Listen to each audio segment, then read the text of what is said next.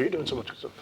Welcome to Family Business World. I have the honor of having a friend and an outstanding consultant, Andrew Frazier. Andrew, thanks for coming. Thanks for having me, Dale. Yeah, well, I've known you for a number of years. I've participated in some of your power breakfasts and other things. But I want the audience to know a little bit about you. Where'd you grow up? What's your background? Where'd you go to school? Tell me a little about Andrew. Grew up in Pittsburgh, Pennsylvania. Nice. Home of the Steelers, of course, big fan, always. Actually, I first started in business in 4th grade. My brother and I had a paper route, and we delivered papers in the community, which was great. We did that for 5 years, 7 days a week. Wow, 7 days a week. Wow. 7 days a week, and it expanded because since we knew everybody in the community, we actually ended up doing a lot of snow shoveling for people in the community and actually helped some of our friends get work as well. So early introduction to entrepreneurship, had an opportunity. My mom sold real estate. She sold life insurance, so great learning experiences because I would help put the papers together. And, so let me stop you there. So one of the things, I don't know if you saw, I wrote a blog on the website familybusinessworld.com about family business succession. Yes. And the more I write, I learn when I write, the more I see is that the succession of family businesses starts when people sweeping the floors. But even as an entrepreneur, it starts when you do grunt work. Yes. And when you're young and you do grunt work, because then you appreciate entrepreneurship more. When you start out making a lot of money, it doesn't work. So you even did that early on before you even got into a business. That's very, very impressive. So now tell me more about your mom. Okay. Mom's pretty extraordinary. She grew up in the 60s. So actually when she was in college, she did a lot of marching and other stuff. As well, in retirement, she ran for office and ended up being county councilwoman in the city of Pittsburgh, one of the first ones. Wow. And also she won even though she wasn't endorsed by the party. So she had chutzpah. So chutzpah was passed down to you from generation to generation. Yes, she was a great mom. And so I have you on the show, as my audience knows, I have amazing family businesses, but I also have amazing advisors to family businesses, and you're one of the best out there. So how did you get into this consulting? Talk to me, and I want to hear a little about your educational background as well, but what's the progression? Well, everybody's progression is different, but a lot of times what you do is you start somewhere and you go different places and you come back. Like I started out with the paper route. Went to school, studied mechanical engineering at MIT. At MIT, great, fantastic, fantastic. And I had a Navy ROTC scholarship. So the Navy paid for it, which was great because that was the most expensive school in the country at the time. Wow. And I got to be a naval officer. So you went to the Navy right after MIT? Upon graduation, got commissioned the same day. Wow. And served as a Navy Supply Corps officer. So I ran all the business functions for a ship. So I got to learn, retail, logistics, paid everybody, food service. So great experience. So you were like the chief operating officer of a ship, of a naval ship. Not the chief operating officer, but all the business functions. The business, okay, really? So, okay, nice. So great experience in business, and that's what really led me down the business route rather than engineering. Really like business, but business and engineering are similar in that they're all about problem solving. Figuring out solutions. Just business, it's shorter term, and you can sort of see and implement your solutions a lot sooner and quicker. So really love business, love the problem solving. Wonderful. And so after the Navy, after that, what did you do? After I came out, worked for a private company for a couple of years, and then went back to business school at New York University, where I studied finance and management. Wonderful, wonderful. And then after NYU? After NYU, I was an executive at New York Life for 7 years, focused in financial management and investments. I got my CFA there, and then had an opportunity to serve as the Chief Operating Officer for the Executive Leadership Council. Let's talk a little bit. A lot of people don't know about that, and so, I mean, this is the who's who of kind of African Americans in business in the United States. So say a little about the Executive Leadership Council. I'm amazed how many people don't know about this, but it's a big deal. It's a huge deal. It's really the top African Americans in corporate America. To become a member, you really needed to be within 3 levels of the CEO. Wow. Or the CEO yourself, company. right? Or CEO, and actually at the time, Ken Chenault was a member. American Express CEO. Yes. So great organization, being involved, working with these talented people, helping, doing training, doing development opportunities, supporting we were there to support their success and help them be more successful and help others become successful in corporate America. So, and then you had another group where the up and coming folks, the next generation, so within the big corporate America. So that was great training, Yes. great experience to really see that. So after that, what did you do? After that, that's when I started in business. So I had an opportunity to decide whether I wanted to go back to corporate. Like being there, but I'm not really a nonprofit person. Right. And coming back to business was great. Already had been investing in real estate, so that was a real estate crisis as well. So I needed to spend a little extra time with my real estate, and started consulting and actually teaching as an adjunct professor. Okay, where? I taught at Berkeley College, SNHU, taught finance and accounting. Wonderful, wonderful. Okay, and so now how did we get into actually consulting to businesses? As I continued to grow, started with consulting, built upon it, continued to develop my skills. As an entrepreneur, you do different things. So I worked on the 2010 census, which was outstanding because I learned my community and just met and built relationships, and that helped build my business. Wonderful. So now I understand you have a video that says a little bit about your business. Yes. Why don't you tee that up? No. Okay.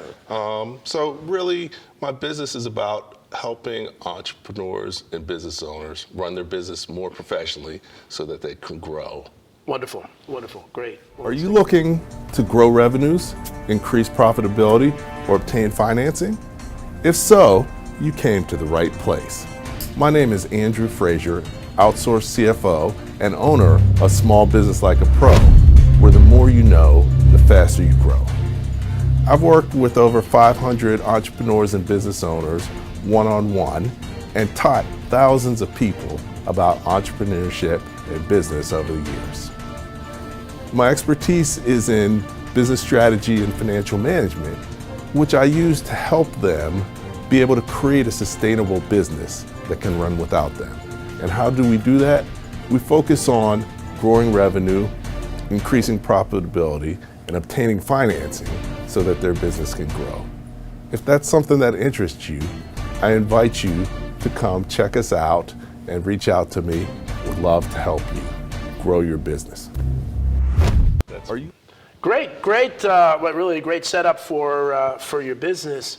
Really, it's amazing how much you do. I had the opportunity to interview one of your clients, Paul Stack, and just an amazing gentleman, and really, sung your praises on camera and even off camera, and really valued. So you got this business going. So say a little more about what do you do? How do you help these businesses? Okay, well, what I do, like most businesses, it's evolved over time.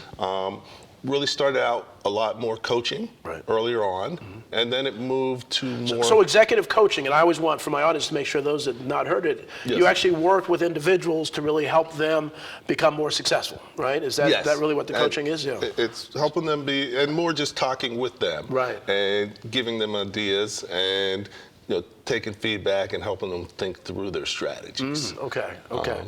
And then it's evolved into more consulting. So that's really a little bit of coach-salting. A lot of times you're talking with people, coaching them, and helping them figure out what they need to do, but then they may not have the skills or the team to implement it. So also coming in, helping to provide a level of expertise in accomplishing some of the tasks that they need to do on the consulting. And now actually a lot of my business is outsourced CFO, really working with organizations, one, to help them prepare to be able to get financing. So outsource, again, for those that don't know, so outsource CFO, that basically, instead of just hiring a CFO off the street, they hire Andrew to come in and really say, okay, be my CFO for a while, help me get through this difficult period, and then maybe even help me recruit a full-time CFO. Do you do that too, or no? Well, the big thing is most small businesses can't afford a CFO. Right. Because there's a misconception that finance is accounting. Totally two different subjects. Totally different. Your accountant can't necessarily do the stuff that a CFO needs to do. So they're good at what they do, but it's different than it's finance. Totally different. Accounting's from here, backwards, you're and looking back. finance is from here forward. Exactly. So it's two different skill sets. Right. So, when you're having cash flow issues, if you need to get financing, if you need to set up key performance indicators, do financial projections, really strategic planning. All that stuff is more of a CFO type of role, but you don't have to do it all the time, especially as a small business, but you need that expertise for certain things. And they pay you as a consultant, they don't have to pay, all of the healthcare and all of the other benefit programs. So they really get a bargain. But the other thing that I tell a lot of companies about using outside folks, whether it's IT or, is that you are state of the art. See, the fact that you're working with different companies gives you insight into the latest and greatest ways of doing things, right? And so that's a real advantage of having an outsourced CFO. And having an external perspective so that you can see the business in a different light and share that with the organization. And many times, an owner doesn't really get to talk to their leadership team in a way that they can talk to an external person. And also, I could talk to owner in a different way than their leadership team can talk to them, especially if they need some coaching or maybe you shouldn't do this or whatever. I could do that a lot easier because I'm not fearful for my job. And my job is really to educate, expose, and bring ideas. Wonderful. And as you know, I'm the executive director of the Fairleigh Dickinson University Rothman Institute of Innovation and Entrepreneurship, and one of our programs is a peer-to-peer mentoring program where you sit quietly, you sit confidentially with 4 or 5, and you realize how lonely it is being a CEO. Yes. You can't often talk to your spouse, you can't really talk to people on your team, so you have an outsourced CFO like you, so you can really have some real open and honest conversations, and you can kind of tell them the truth. Yes. So often family business, second, third generation, people are too scared to tell you the truth, but you can do that. Right. And so that's a real advantage. That's a real advantage. A huge advantage. And the other thing is, I can take a holistic approach because finance touches every area of the business, and I have experience working in operations, in marketing, in technology. So I'm not just providing financial expertise. I'm talking about how you bring all that together in a holistic fashion to build your business. Well, let's talk about, now I have here your book, Running Your Business Like a Pro. I love this. This is a great book.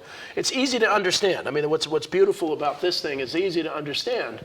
And where can people get this? Where can they find this book? Well, it's on my website, so if you want to order a signed copy, you can order it from there. And what's your website? www.smallbusinesslikeapro.com. Excellent. You can also order it through Amazon Prime. There's a Kindle ebook, and also audible.com. We have the audio book, and next month we'll have the Spanish version on Amazon. So there's really no excuse for anybody not to buy your book. They can get it anywhere. And what I like about what you do, as opposed to a lot of others, is you really break it down into component parts.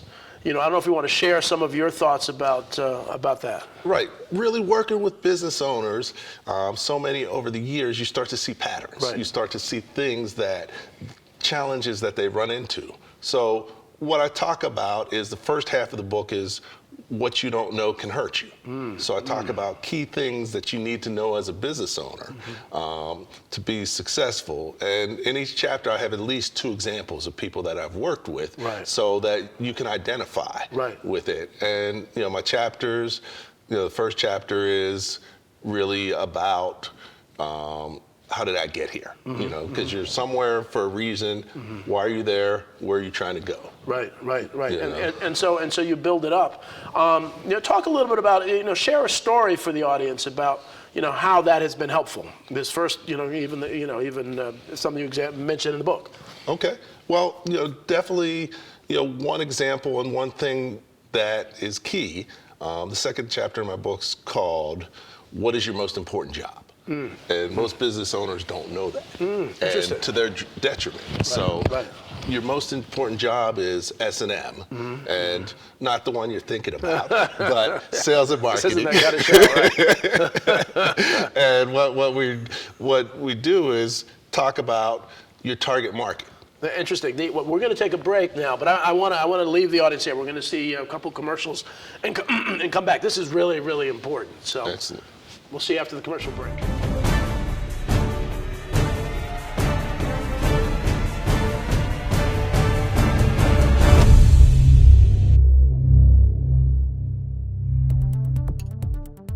Hello, this is Andrew Frazier. Today's topic is changing your perspective. Because many times for business owners and entrepreneurs, you get stuck in a certain place.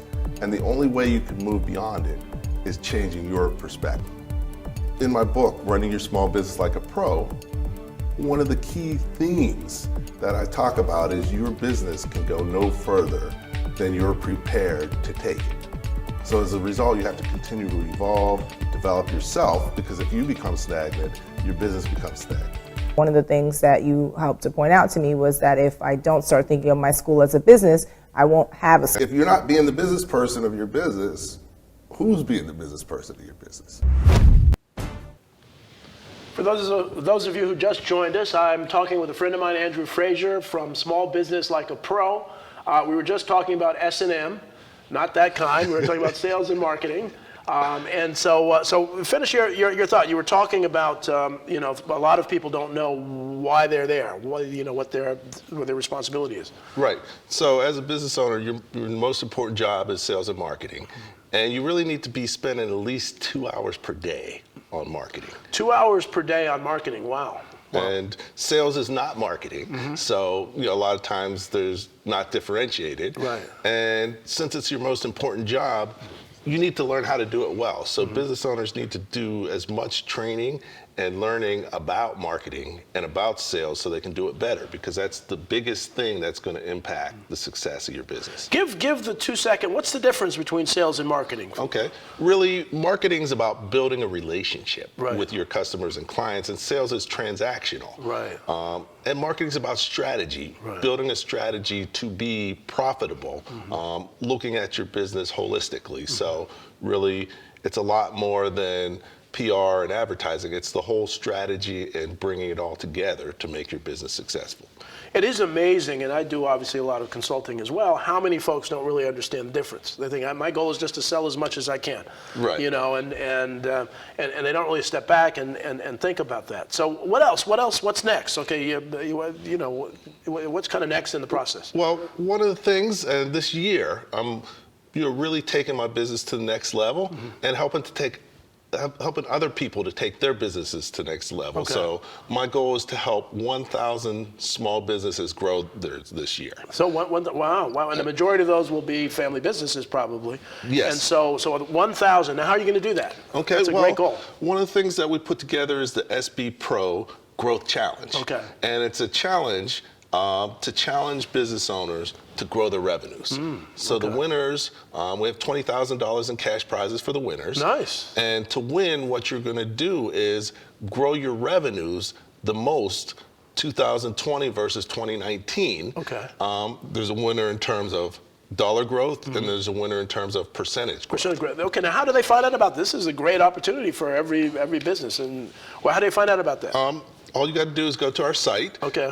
Say that again for those that missed it. What's the website? Well, we have a site specifically for it. Okay, yeah. It's sbprogrowthchallenge.com. sbprogrowthchallenge.com. Okay. Right. And you can get there through my regular site as well, but Okay. that takes you directly there. Okay. And not only is it a challenge where you can win money, but the most important piece is a challenge where we help you to learn how to market and how to sell more effectively so that you can grow your revenues. So that's the most valuable piece, because if we can help you grow your revenues by 10, 20, 50, 100,000, Right. you're going to make a whole lot more money. Right. And that's really what we're here to do, is help businesses grow.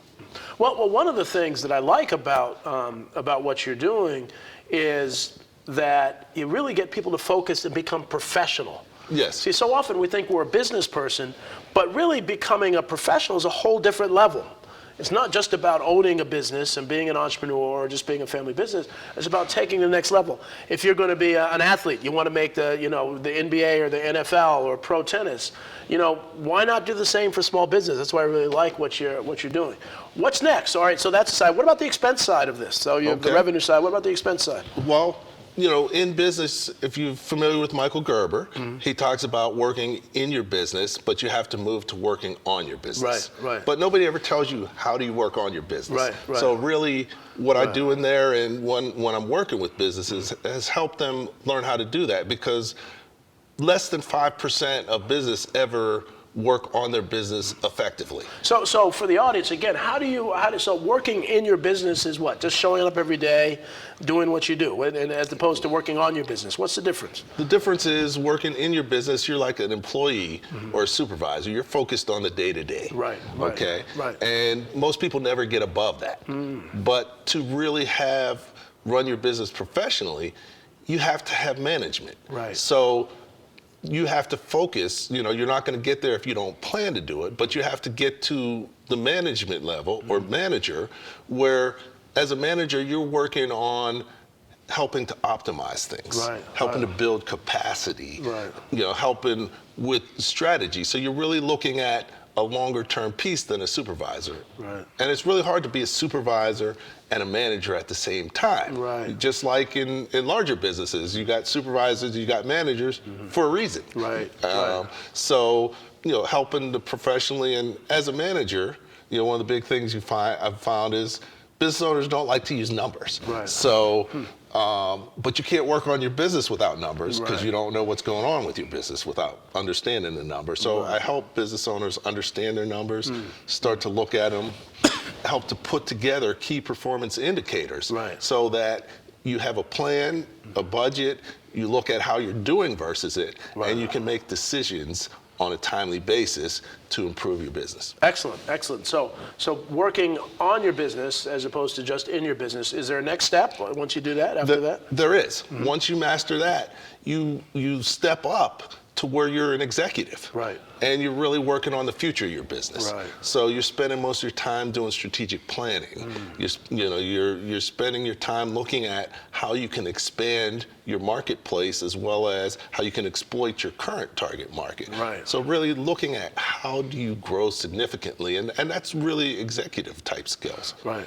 Well, one of the things when I was talking to Paul Stack, we talked about the fact that if you aren't moving forward, you're moving backwards. Yes. And if you're working in your business, it's very hard to move forward, right? Yes. I actually recently wrote an article called "Grow or Die." Oh, really? Because as a business, if you're not growing, you're moving backwards. Right. And a key thing that I always tell people is, your business can only move as far as you're prepared to take it. So if your business is stuck, it's because you're not prepared to take it, and you have to learn and develop. And that's one of the things I work with people, is help them learn and develop things that they need to know.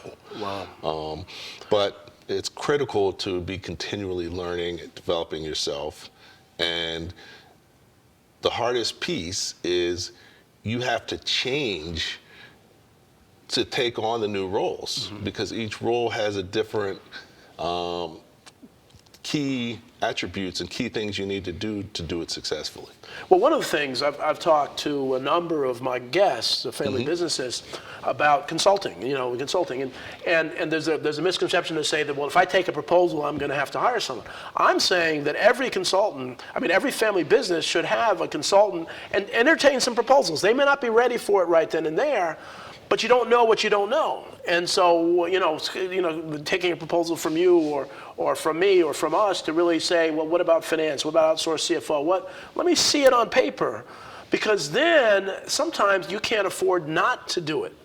And so, can you just say a couple success stories short success stories of some of the consulting that you've done over the years? Well, definitely different ones. You interviewed Paul earlier, and really had an opportunity to spend time with him, helping him to work on his business more effectively. And when we started, he had plenty of business, but his operations couldn't keep up with the business that he had. Right. So one of the things we worked on is helping him build capacity. And some people think that's a good problem. Oh, I got too much business for my. That's a bad problem, right? That's something that you've got to address. Right, because customer service is key. You want to keep your customers, but not only that, if you're growing too fast, you can go out of business just as fast. Right. So you have to have your financial plans and cash flow managed, because you're investing a lot of money before you're getting it back in. Right. So it's easy to run out of money if you don't plan and you're not careful about what you do. And he's such a dynamic person and really a visionary, and so he's just a great model of how a consultant and a business leader can work together. Now you have some other things coming up, the Power Breakfast. Talk about some of the other things you're working on. Very, very exciting stuff. Okay, great. Well, as you know, I've done a Power Breakfast event for entrepreneurs and business owners for the past 9 years. Yeah, it's been a long time. And, it's been great stuff. You've got to go. It's good stuff. Right, and we brought in business thought leaders from around the world. Actually, Dale spoke at one of them. Excellent. That was wonderful. And it's a really way to get small business owners an opportunity to get exposure to people that they generally wouldn't have access to. But not only that, I focus and make sure that the messages are small business focused with things that small business owners can implement immediately. Right. And they're also hearing from people who actually are doing or have done what they're talking about. So critical, because it's one thing to talk about stuff, it's another thing to have done it. Right. And so the family businesses, the small businesses, that's a must. You've got to grow. You've got to get out there, get as much information. Maybe you don't think you can hire a consultant, but you can easily afford to go to these Power Breakfasts. What other things do you have on the docket? What other kinds of programs? Well, one of the key things is, I recognize the cost is hard for people to bring someone in, and it's I can understand that, and not everybody can afford it. But that's one of the reasons why I wrote my book, because that's the equivalent of 10 hours of coaching with me. Nice. So you're going to learn things you need to know, and even if you're going to work with me, that's a great start, because then we can move forward into more complex stuff. Right. And I'm in the process of writing 2 more books. Well, wonderful. So one book is on marketing. Okay. And, talking about key things, because that's the most important job for business owners. And the other one's about obtaining financing, because, obtaining financing is a mystery for a lot of business owners. And most don't get it because they don't deserve it, because they're not prepared. So helping them to do that is key. And so, I've got those coming up. I also have a virtual summit on business financing. So that's going to be available online. And we're going to have 30 to 40 key people who could talk about different areas of business financing to educate business owners so that they could prepare and understand what they need to do and what type of financing they might want to do. Excellent. We're really at the end of our time. Now you have some online training. Can you say in 2 seconds? Yes. Online training. Yeah, I also developed an online university called SB Pro, Small Business Pro University. Wonderful. And it's at sbprou.com. sbprou.com. Well, Andrew, thank you so much. This has been wonderful, and I hope those in the audience are listening. You need to at least entertain the idea of having a consultant with your practice. Yes. So thanks for joining us on Family Business World, and we'll see you next week. Okay. Thank you, Dale. Thank you.